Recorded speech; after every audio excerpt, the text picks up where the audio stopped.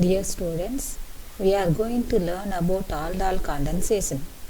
It is an addition reaction between two aldehydes or two ketones having alpha hydrogen, resulting in a beta hydroxyaldehyde, nothing but aldol, or a beta hydroxy ketone, nothing but ketol, and subsequent dehydration of aldol or ketol produces an alpha beta unsaturated aldehyde or alpha beta unsaturated ketone, and this reaction may be promoted either by a base or an acid.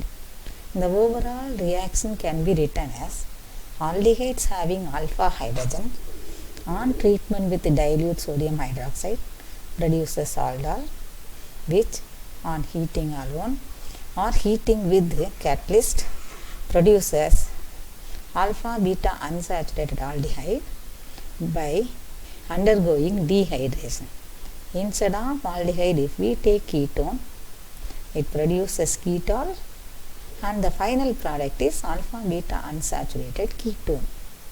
That is, say for example, if acetaldehyde, a simplest aldehyde having alpha proton is taken, to this dilute sodium hydroxide is added, we get aldol.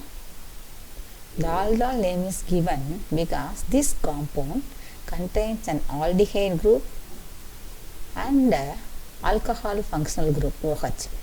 Therefore, the general name is aldol. This aldol on heating produces alpha beta unsaturated aldehyde. Here, between alpha and beta carbon atom we have double bond, unsaturation, and the aldehyde group is present. Therefore, the general name is alpha beta unsaturated aldehyde. The particular name for this compound is crotonaldehyde. Similarly, if a ketone having alpha protons are taken, then on treatment with dilute sodium hydroxide, we get ketol, that is a keto group as well as alcohol functional group, hydroxyl group is present. This on heating gives mesithyl oxide. Here also between alpha and beta we are having a double bond, therefore it is alpha beta unsaturated, a keto group, therefore it is ketone. Particular name is mesithyl oxide.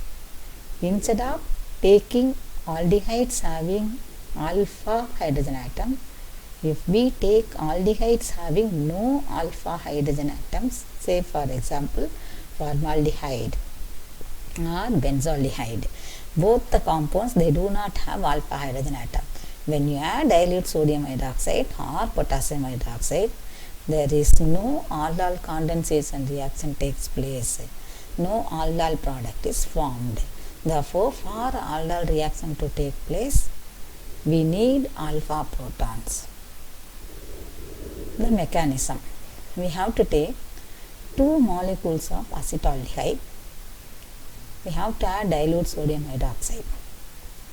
First we get aldol, then it undergoes dehydration to produce the product, final product, alpha beta unsaturated aldehyde. Mechanism. First step, the base removes a proton from the alpha carbon atom of first acetaldehyde to give a carbanion that exists as an enolate ion. That is, OH from the base takes a proton from the first acetaldehyde molecule to form carbanion and water. This carbanion exists as a enolate ion and it is acting as a nucleophile. Therefore, in the second step, the carbanion, that is acting as a nucleophile, attacks the carbonyl carbon atom of second acetaldehyde to give alkoxide ion. That is, carbanion attacks the carbonyl carbon of the second acetaldehyde molecule to give alkoxide ion. And this alkoxide ion accepts a proton from the solvent. Here the solvent is water molecule. It takes up a proton and we get aldol.